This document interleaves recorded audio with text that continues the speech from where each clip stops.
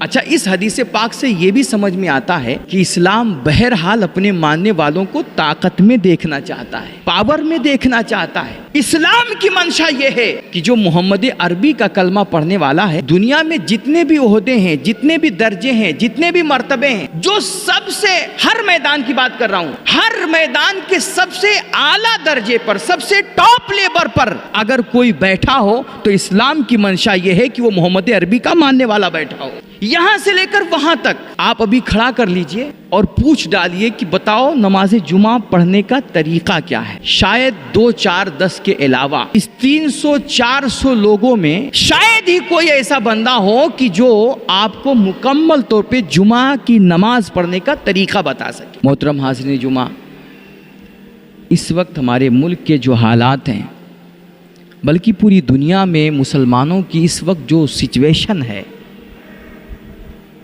وہ شاید کسی کو کچھ بتانے کی ضرورت نہیں ہے۔ ہر کوئی، آپ سب لوگ سوشل میڈیا سے جڑے ہوئے ہیں، آئے دن کی خبریں دیکھتے ہیں، سنتے ہیں اور سب کچھ جانتے ہیں۔ کس طرح ہمارے بچوں کو روزگار سے دور کیا جا رہا ہے،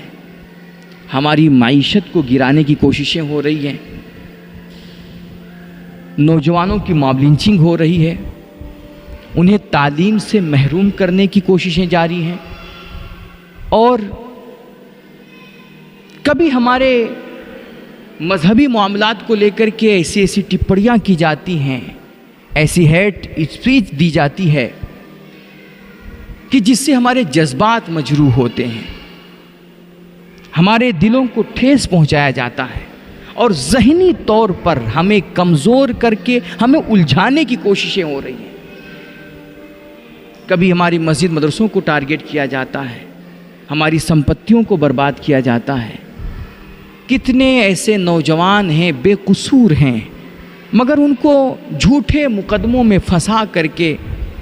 جیل کی سلاخوں میں ڈال دیا جاتا ہے۔ یعنی کہ 1 2 زخم نہیں، سارا بدن چھلنی ہے، درد بیچارہ ہے، پریشان کہاں سے اٹھے، کیا بیان کروں، کیا چھوڑوں۔ تو اس وقت ہماری آپ کی جو حالت ہے، اور دن بدن یہ حالات بگڑتے ہی جا رہے ہیں، ہمیں بالکل 2 نمبر شہری سمجھا جا رہا ہے، اور اس وقت ہماری پوری قوم آ کر کے حاشیے پہ کھڑی ہے، تباہی کے دہانے پہ کھڑی ہے۔ اب یہ جو کچھ ہمارے ساتھ، آپ کے ساتھ ہو رہا ہے، کچھ لوگ کہتے ہیں کہ شاید یہ اس لیے ہو رہا ہے چونکہ حکومت ہماری دشمن ہے، بی جے پی ہماری دشمن ہے، کانگریس نے ہمارے لیے کچھ نہیں کیا، سپا بسپا نے ہمارے لیے کچھ نہیں کیا۔ تو یہ ساری سیاسی پارٹیاں ہیں، یہ سب چونکہ ہماری دشمن ہیں، اس کی وجہ سے ہمارے ساتھ اس طرح کے برتاؤ اور معاملات ہو رہے ہیں۔ لیکن میں سمجھتا ہوں کہ یہ شاید اپنی ناکامیوں کا ٹھیکرا کسی اور کے سر پھوڑنے کی کوشش ہو رہی ہے۔ یہ میں اس سے کلی طور پر متفق نہیں ہوں کہ فلانا ہمارا دشمن ہے، دھماکہ ہمارا دشمن ہے۔ میں سمجھتا ہوں ہماری قوم کا سب سے بڑا اگر کوئی دشمن ہے نا، تو وہ ہماری قوم کی جہالت ہے، ہماری علم سے دوری ہے، ہماری قوم کی بے حسی اور بے فکری ہے۔ اگر آپ اپنے سماج کو مضبوط کرنا چاہتے ہیں،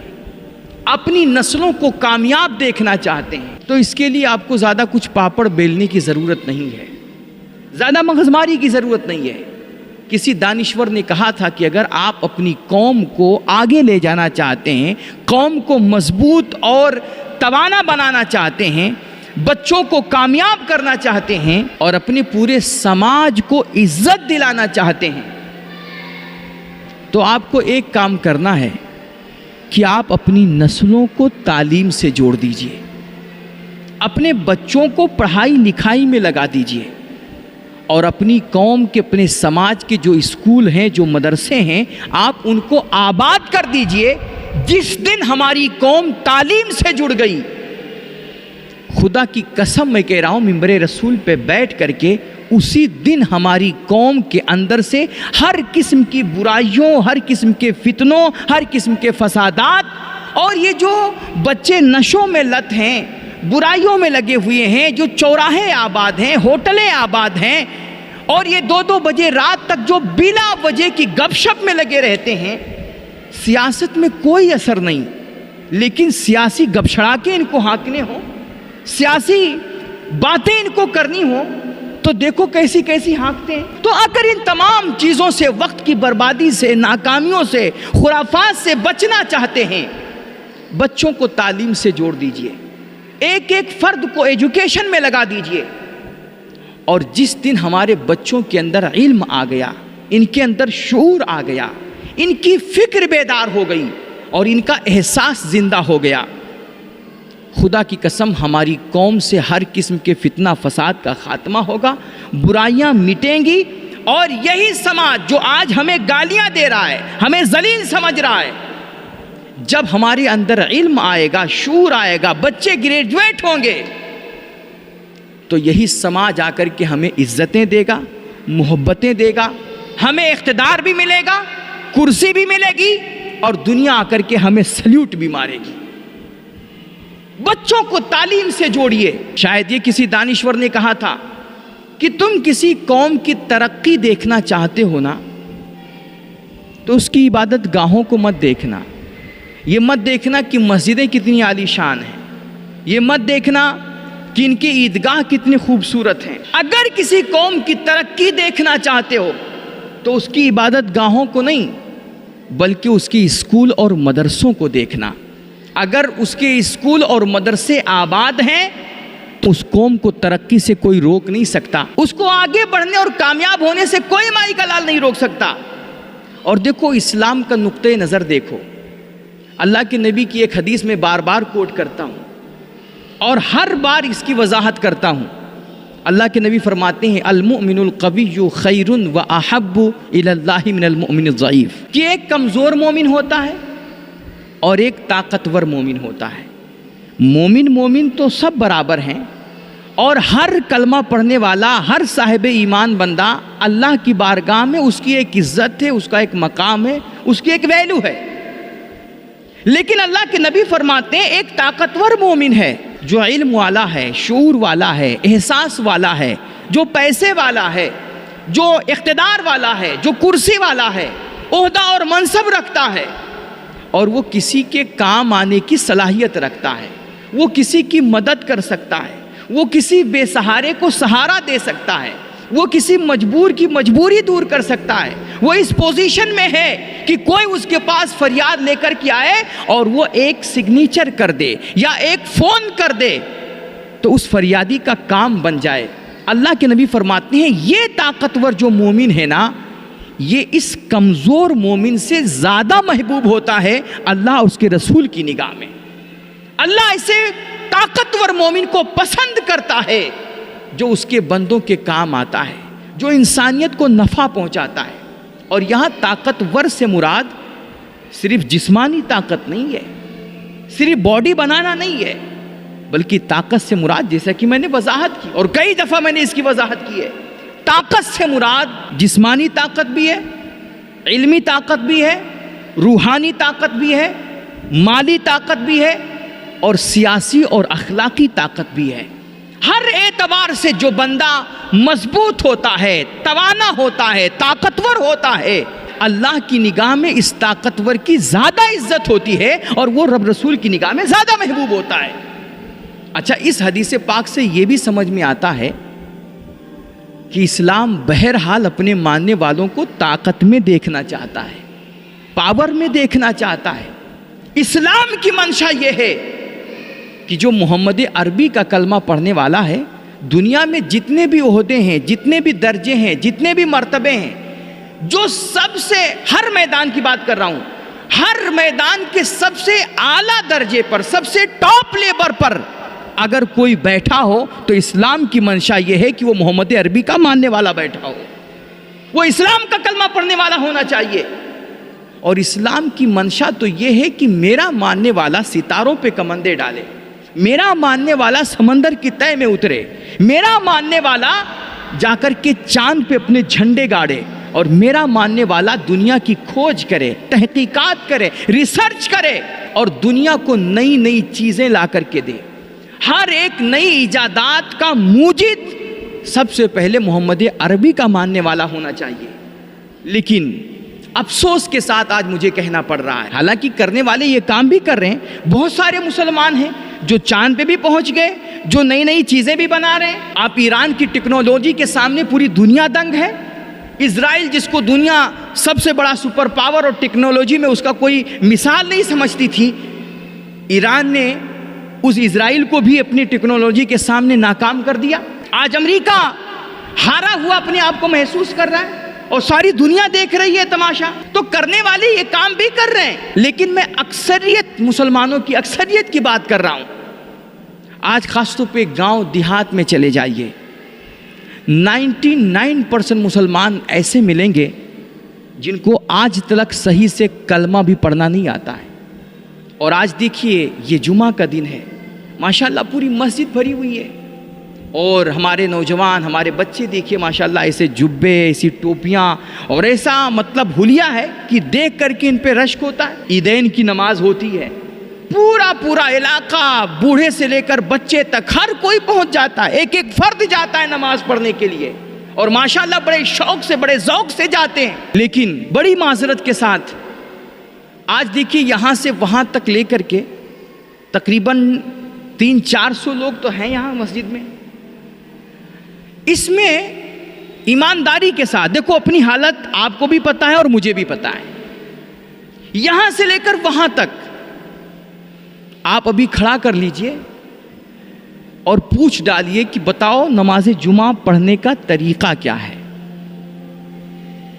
شاید 2 4 10 کے علاوہ اس 300-400 لوگوں میں شاید ہی کوئی ایسا بندہ ہو کہ جو آپ کو مکمل طور پہ جمعہ کی نماز پڑھنے کا طریقہ بتا سکے۔ نہیں پتا ہے، عیدین کی نماز کا طریقہ نہیں پتا ہے۔ اچھا، جب یہ پڑھنے پہ آئیں گے، ابھی دیکھیے نا،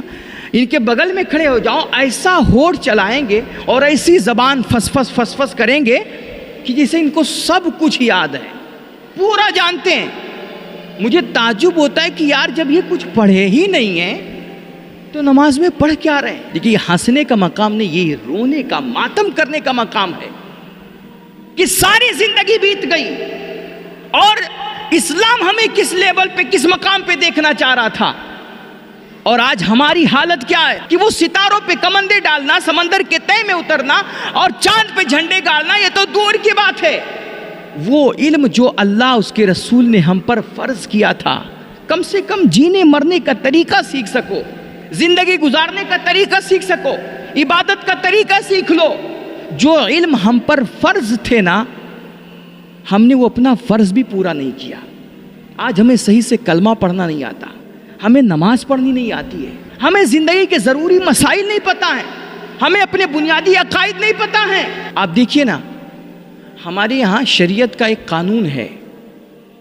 کہ جب ہمارے گھر میں، ہمارے خاندان رشتہ دار میں کسی کا انتقال ہو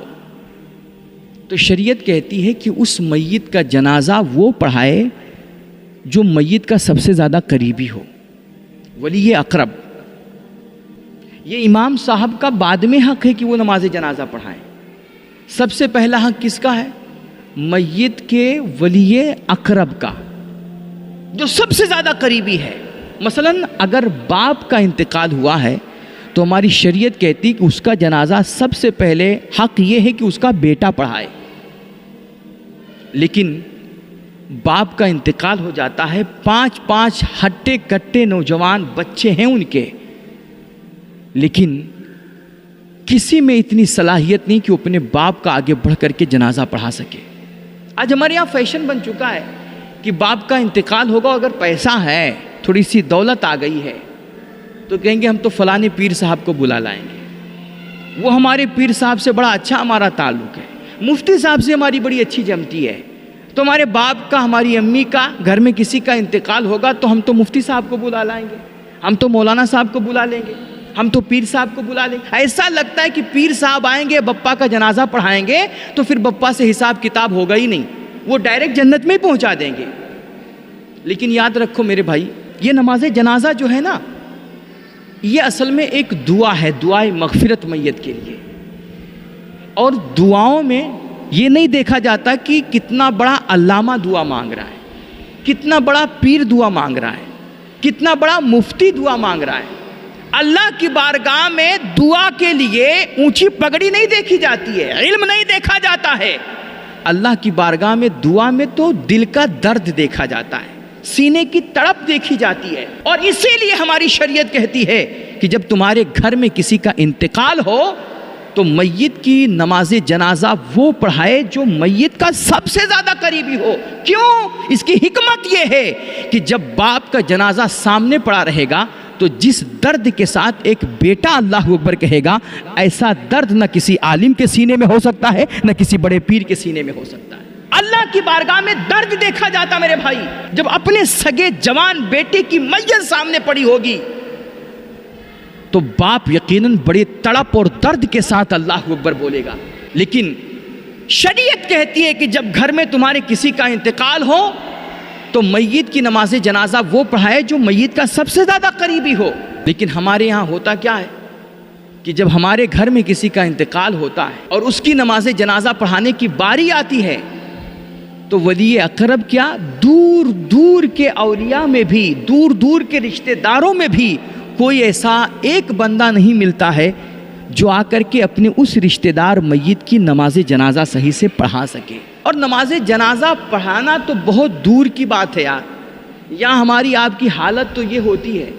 کہ جب نماز جنازہ کے لیے میت کو قبرستان لے جایا جاتا ہے اور امام صاحب اس کی نماز جنازہ پڑھانے کے لیے آگے بڑھتے ہیں، وہاں جو پیچھے کھڑے مسلمانوں کا جمع غفیر ہوتا ہے ان میں کسی کو نماز جنازہ کی نیت بھی کرنی صحیح نہیں آتی ہے. اب وہاں اگر امام صاحب 3-4 دفعہ نماز جنازہ کی نیت نہ بتائیں، نہ رٹائیں تو کوئی صحیح سے نیت نہیں کر پاتا ہے. اور 3-4 دفعہ رٹانے کے بعد بھی ہم لوگ دیکھتے ہیں کچھ چہرے ایسے ہوتے ہیں ایسا لگتا ہے کہ ان کو کچھ پلے نہیں پڑ رہا ہے. تو آخر کار امام کو مجبور ہو کر کے کہنا پڑتا ہے کہ بھائی اگر نیت نہ کر سکو جیسا میں نے بتایا ہے تو اتنا بول لو کہ جو نیت امام کی وہ نیت ہماری، تمہاری نیت ہو جائے گی. یہ ہمارے سماج کی علمی حقیقت ہے. ہم اس قدر گراوٹ کے شکار ہو چکے ہیں اور علم سے دور ہو چکے ہیں. اچھا، اب جب نماز جنازہ شروع ہوتی ہے تو اب کیا ہوتا ہے؟ چونکہ نماز جنازہ میں 4 تکبیریں کہی جاتی ہیں تو پہلی تکبیر تو امام صاحب نے کہا اللہ اکبر، سب نے اللہ اکبر کہہ کے نیت باندھ لی. اب جب دوسری تیسری تکبیر بولی جاتی ہے نا تو بہت سارے مسلمان ہوتے ہیں وہ دیکھتے ہیں جب امام دوسری تکبیر بولتے ہیں اللہ اکبر کہتے ہیں تو وہ ایک دوسرے کو دیکھ رہے ہوتے ہیں کنکھیوں سے کہ کہیں اس میں ہاتھ تو نہیں اٹھانا ہے. اس طرح دوسری تکبیر، تیسری تکبیر، چوتھی تکبیر، ہر ایک تکبیر میں ایک دوسرے کو جھانکتے ہیں، کنکھیوں سے دیکھتے ہیں کہ ہاتھ اٹھائیں کہ نہ اٹھائیں. یہ نماز نہیں پڑھ رہے ہوتے ہیں، یہ کھیل کر رہے ہوتے ہیں، یہ ایک دوسرے کو دیکھ رہے ہوتے ہیں، یہ کھانا پوری کرنے کے لیے جاتے ہیں. اچھا چلیے، ایک نماز جنازہ آپ نے تاک جھانک کر کے کسی طرح پڑھ لی. اب آپ کو پتہ چل گیا کہ آپ کو نماز جنازہ کا طریقہ نہیں آتا ہے تو اب اللہ تمہیں توفیق دے دیتا کہ کسی اپنے امام کے پاس جاتے، عالم کے پاس جاتے، کسی پڑھے لکھے انسان کے پاس جاتے اور قبرستان سے لوٹ کر کے آ کے بولتے کہ بھائی مجھے نماز جنازہ کا طریقہ نہیں آتا، ذرا مجھے نماز جنازہ کا طریقہ بتا دو. لیکن یہ توفیق نہیں ملتی ہے. ساری زندگی ہزاروں جنازے پڑھتے ہیں، ہر ایک جنازے میں جاتے ہیں اور ایکٹنگ کر کے چلے آتے ہیں، کھانا پوری کر کے چلے آتے ہیں. نہ کبھی ہمیں علم سیکھنے کی توفیق ہوتی ہے، نہ ہم خود سیکھتے ہیں، نہ اپنے بچوں کو سکھاتے، اپنی نسلوں کو تعلیم سے جوڑتے ہیں. تو بھائی ساری دنیا کی جنازے پڑھتے رہے اور جا کر کے سب کے جنازے میں تم ایکٹنگ کر کر کے آ گئے، نہ تم نے خود علم سیکھا صحیح سے، نہ اپنے بچوں کو سکھایا، تو بتاؤ کیا تمہیں مرنا نہیں ہے؟ ایک دن تم بھی تو مرو گے نا. تو ساری دنیا کے جنازے میں جا کر کے تم ایکٹنگ کر کے چلے آئے ہو، نہ تم نے سیکھا نہ اپنے بچوں کو سکھایا. تو جس دن تم مرو گے تو تمہارے بچے بھی تو تمہاری جنازے میں جا کر کے یوں ہی ایکٹنگ کر کے چلے آئیں گے. پھر کیا ہوگا؟ ایسے ہی گاڑ دیے جاؤ گے. تو کم سے کم جو علم ہمارے مرنے جینے کے لیے ضروری تھا اتنا تو ہم سیکھ لیتے. اتنا تو صحیح سے پڑھ لیتے، لیکن ہم اس سے بھی محروم ہو گئے، اس سے بھی غافل ہو گئے۔ جب کہتے ہیں کوئی انسان دنیا سے مرتا ہے نا، خاص طور پہ ماں باپ، تو ایسا نہیں کہ ان کا سارا حق ختم ہو جاتا ہے، مرنے کے بعد بھی اولاد پر ماں باپ کے حقوق باقی رہتے ہیں، اور ان میں پہلا حق کیا ہے؟ صلاۃ علیہما، ماں باپ کی نماز جنازہ پڑھنا، وہ استغفار لہما، اور ماں باپ کے لیے دعائے مغفرت کرنا۔ یہ اولاد پر حق ہے، ماں باپ کے مرنے کے بعد بھی ان کا حق اولاد پر باقی رہتا ہے۔ لیکن ماں باپ اپنے پیچھے جو اولاد چھوڑ کر کے جاتے ہیں، ان کی حالت یہ ہوتی ہے کہ وہ نہ صحیح سے نماز جنازہ ان کی پڑھ سکتے ہیں، اور نہ خود سے ہاتھ پھیلا کر کے ان کی بخشش کی دعا کر سکتے ہیں۔ یار مرنے کے بعد ایک تو کسی کا حق کسی کو یاد نہیں رہتا، مر گئے، جان چھوٹی، کام ختم، جائیداد پراپرٹیاں تو مل ہی گئیں، باپ کی ہمارے نام ہو گئیں، تو اب کیا ضرورت ہے ان کے لیے زیادہ مغزماری کرنے کی؟ تو ایک تو اولاد بھول جاتی ہے مرنے کے بعد، اور اگر کوئی لائق فائق وفادار اولاد ہو بھی جس کو سماج کا کچھ خوف ہو کہ اگر ماں باپ کے لیے کچھ نہیں کیا تو کیا کہیں گے، تو وہ کیا کرتے ہیں؟ خود تو کچھ نہیں پڑھ سکتے، قرآن کی ایک آیت بھی صحیح سے پڑھنے کا ان کو طریقہ نہیں آتا ہے، تو اب وہ باپ کی برسی پر یا چہلم کے موقع پر یا تیجے کے موقع پر کیا کرتے ہیں؟ وہ جاتے ہیں لوگوں سے پاروں اور قرآن کی تلاوت کی بھیک مانگتے ہیں کہ 2-4 پارہ آپ پڑھ کر کے دے دیجئے، 4-6 پارہ آپ پڑھ کر کے دے دیجئے، آپ میرے ماں باپ کے حق میں دعا کر دیجئے۔ اس طرح وہ جا کر کے لوگوں سے بھیک مانگ کر کے لا کر کے 10 قرآن، 50 قرآن، 100 قرآن کا وہ ایک تعداد اکٹھی کرتے ہیں، اور سوچتے ہیں یہ 100 قرآن اپنے ماں باپ کے نام پر ہم ایصال ثواب کر دیں گے تو اس سے میرے باپ کی اور میری ماں کی بخشش ہو جائے گی۔ اللہ کے بندے، یہ بھیک میں مانگے ہوئے پاروں اور تلاوت قرآن کا کیا بھروسہ کہ تیرے ماں باپ کو بخشوا سکیں؟ ہونا تو یہ چاہیے تھا کہ تو خود بیٹھتا، خود قرآن کھولتا، اور ایک پیج بھی اگر پڑھتا نا، 10 آیت بھی پڑھتا، لیکن درد کے ساتھ پڑھتا، تو خلوص کے ساتھ پڑھتا، تو محبت کے ساتھ پڑھتا، تو خود اللہ کی بارگاہ میں ہاتھ پھیلاتا اور خود تڑپ کر کے کہتا کہ میرے مالک میرے ماں باپ کی بخشش کر دے۔ کہتے ہیں اللہ کے نبی فرماتے ہیں کہ مرنے کے بعد انسان کی جو مردے کی حالت ہوتی نا، وہ پانی میں ڈوب رہے ایک انسان کی طرح ہوتی ہے، کہ جیسے کوئی پانی میں ڈوب رہا ہو، غوطے کھا رہا ہو، ڈبکیاں کھا رہا ہو، تو اس کو ایک سہارے کی ضرورت ہوتی ہے۔ اسی طرح مردے کو بھی ایک سہارے کی ضرورت ہوتی ہے، اور وہ سہارا ہوتا ہے پیچھے رہ جانے والی اولاد کی طرف سے ماں باپ کے حق میں دعا۔ لیکن اولاد ہماری ہے وہ گونگی ہے، بہری ہے، دولت تو اس کے پاس بہت ہے، خزانے اس کے پاس بہت ہیں، نوکری بھی اچھی ہے، امریکہ میں بچہ جاب کرتا ہے، ہم نے اس کو ڈاکٹر بھی بنایا ہے، انجینئر بھی بنایا ہے، سب کچھ لا کر کے اس کو دیا ہے، مگر اس کو صحیح سے قرآن پڑھنا نہیں سکھایا ہے، اس کو دین کی تعلیم نہیں دی ہے، اس کو مصلی پہ بیٹھ کر کے اللہ کی بارگاہ میں ہاتھ پھیلانا نہیں سکھایا ہے، اس کو ماں باپ کے حقوق نہیں بتائے ہیں۔ تو ٹھیک ہے، دنیا تو ہاتھ سے گئی ہی گئی، دنیا میں ذلیل اور تھا خار پھرتے رہے، اب جب مر کے قبر میں پہنچے ہیں وہاں بھی روح کو تسکین نہیں مل رہی ہے، وہاں بھی قرار نہیں نصیب ہو رہا ہے۔ اس لیے میں کہتا ہوں میرے بھائیوں، آپ اپنے بچوں کو پڑھاؤ، آدھی روٹی کھاؤ لیکن بچوں کو پڑھاؤ، اور اسی لیے ہماری کوشش یہ ہے، ابھی تو ہمارا سارا فوکس خواتین پہ ہے، بچیوں پہ ہے، چونکہ اس فتنے کے دور میں ان بچیوں کی، ان خواتین کی دینی تربیت کرنا، ان کو حیا سکھانا، ان کو اخلاق سکھانا، ان کو دین سکھانا، یہ بہت بڑی ذمہ داری ہے۔ تو ابھی ہمارا فوکس تو ان بچیوں پہ ہے، اور اس کی وجہ یہ ہے کہ چونکہ ہمارے پاس اتنی جگہ ہی نہیں ہے کہ ہم بچیوں کی بھی الگ سے تربیت کر سکیں، اور اپنی قوم کے بچوں جوانوں کو بھی بٹھا کر کے کسی جگہ پر الگ سے ان کی تربیت کر سکیں۔ تو چونکہ جگہ کی دقت کی وجہ سے، قلت کی وجہ سے ابھی ہمارا سارا فوکس لڑکیوں پہ اور خواتین کی تربیت پہ ہے، ان کی تعلیم پہ ہے، لیکن اللہ نے اگر کرم فرمایا اور اگر کچھ انتظام ہو جاتا ہے تو انشاءاللہ خواتین اور بچیوں کے ایک الگ شعبہ بنا کر کے ان کی تعلیم و تربیت کا وہاں پر انتظام کیا جائے گا، الگ سے یہ جو ہمارے قوم کے بچے ہیں، یہ جو نوجوان ہیں، جو آج نشوں کے کہیں نہ کہیں شکار ہو گئے، جو جوئے میں لگے ہوئے ہیں، جو آن لائن گیمز کھیل رہے ہیں، جو لوڈو میں لگے رہتے ہیں، ٹائم پاس ہوٹلوں پہ بیٹھ کر کے وقت برباد کرتے ہیں، ہم اپنی ان قوم کے بچوں کو بھی انشاءاللہ ٹارگٹ کریں گے۔ اسکول اور کالجز میں پڑھنے والے جو بچے ہیں، آج بہت ضرورت ہے کہ ان کو بنیادی عقائد سکھائے جائیں، ان کو اسلام کی تعلیمات سے صحیح معنوں میں روشناس کرایا جائے،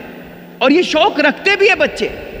تو انشاءاللہ ہماری کوشش یہ ہے کہ ہم آئندہ دنوں میں جلد ہی کچھ نہ کچھ اس کا انتظام کریں گے، اور اپنے بچوں کو، اپنے بھائیوں کو، اپنے نوجوانوں کو انشاءاللہ دین سکھائیں گے، ان کو بنیادی مسائل سکھائیں گے، ان کے روزمرہ کے اخلاق اور آداب جو صحیح سارے طریقے ہیں وہ ساری چیزیں سکھائی جائیں گی، اور انشاءاللہ ان کی تعلیم و تربیت کا الگ سے بھی انتظام، گھنٹہ 2 گھنٹہ جو بھی ٹائم ہوگا، مگر اس میں ضروری ہے کہ پہلے آپ کا سپورٹ ہونا چاہیے، پہلے ضروری ہے کہ آپ کی تائید ہمیں ملنی چاہیے۔ دیکھو زندگی میں کچھ بھی کرنا اور کچھ بھی بننا، لیکن خبردار کبھی علم کا دشمن مت بننا، کبھی علماء سے بیر مت رکھنا، کبھی اماموں سے مت الجھنا، اور کبھی پڑھنے پڑھانے والوں سے دشمنی مت لینا۔ میں نے اس سے پہلے والے جمعہ کو بتایا تھا، اللہ کے نبی نے فرمایا اگر دنیا آخرت کی کامیابی چاہتے ہو، دونوں جہان میں سرخرو بننا چاہتے ہو، اور سماج میں عزت چاہتے ہو، اللہ رسول کی بارگاہ میں بھی محبوب بننا چاہتے ہو، تو اس کے لیے حضور فرماتے ہیں کن عالمن او متعلمن او مستمعن او محبن لہم، کہ اگر تم دونوں جہان کی سعادتیں اور بھلائیاں چاہتے ہو اور رب رسول کی نگاہ میں دنیا میں آخرت میں ہر جگہ عزت چاہتے ہو، تو فرماتے ہیں یا تو عالم بن جاؤ، علم بانٹنے والے بن جاؤ، پڑھانے اور سکھانے والے بن جاؤ، او متعلمن، اور یا تو پھر متعلم بن جاؤ، ودیارتھی بن جاؤ، سیکھنے والے بن جاؤ، پڑھنے والے بن جاؤ، او مستمعن، اور یا پھر پڑھنے پڑھانے والوں کی صحبتوں میں بیٹھا کرو، ان کے قریب رہا کرو، اور ان کی باتیں غور سے سنا کرو، ان کے دروس، ان کے اسباق سنو، ان کی واعظ و نصیحت سنو، ان کی تقریریں سنو، اور ان سے کچھ سیکھنے کی کوشش کرو، او محبن لہم، اور اگر یہ بھی نہیں کر سکتے تو کم سے کم کہیں بھی تمہیں کوئی پڑھنے پڑھانے والا انسان نظر آئے، یہ علماء نظر آئیں، یہ طلباء نظر آئیں، یہ شکشک اور یہ ودیارتھی نظر آئیں، تو تم ان سے دشمنی نہ کیا کرو، تم ان سے محبت کیا کرو، ان سے پیار کیا کرو، ان کی عزت اور ان کا احترام کیا کرو۔ ولا تکن الخامس، یہ 4 ہی بننا، عالم بننا یا متعلم بننا یا ان کی باتیں سننے والا بننا یا پھر ان سے محبت کرنے والا بننا، اس کے علاوہ 5واں کچھ مت بننا،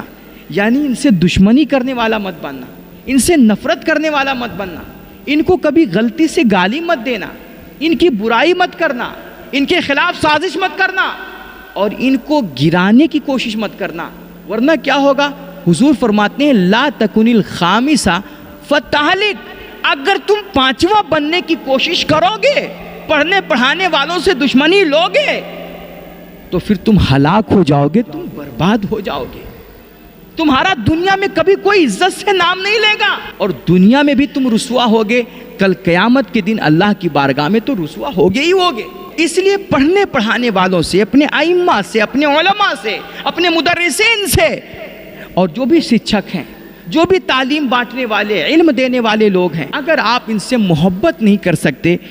تو ان سے نفرت تو کبھی کسی صورت میں مت کرنا۔ خود بھی پڑھیے، اپنے بچوں کو بھی پڑھائیے، اور جتنا ہو سکے اپنے اسکول اور مدرسوں کو مضبوط کیجیے، ان کو آباد کیجیے، ان کا تعاون کیجیے۔ ہمارے مدرسے کو ضرورت ہے، میں پھر کہہ رہا ہوں، اسی آنے والے اگست کے لاسٹ تک کے ہمیں 12 لاکھ روپیوں کی ضرورت ہے۔ الحمدللہ 60-70 ہزار روپے کا انتظام ہو گیا ہے، لیکن پھر بھی ابھی ہمیں لگ بھگ 11 لاکھ روپیوں کی ضرورت ہے۔ اب اس کا انتظام کہاں سے ہوگا؟ یہ میرا اللہ اس کے لیے سبب پیدا فرمائے گا۔ بہرحال میری گزارش یہ ہے کہ اگر اللہ نے آپ کو نوازا ہے تو ہمارے ادارے کا تعاون ضرور کیجیے، علم کا سپورٹ کیجیے، علم کے فروغ میں جتنا آپ سے ہو سکتا ہے 10 20 50 100 1000 آپ اس میں اپنا حصہ ضرور ڈالیے۔ اللہ آپ کو بے پناہ اجر عطا فرمائے گا، بے شمار نعمتیں اور برکتیں عطا فرمائے گا۔ وآخر دعوانا ان الحمدللہ رب العالمین۔ السلام علیکم ورحمۃ اللہ تعالی وبرکاتہ۔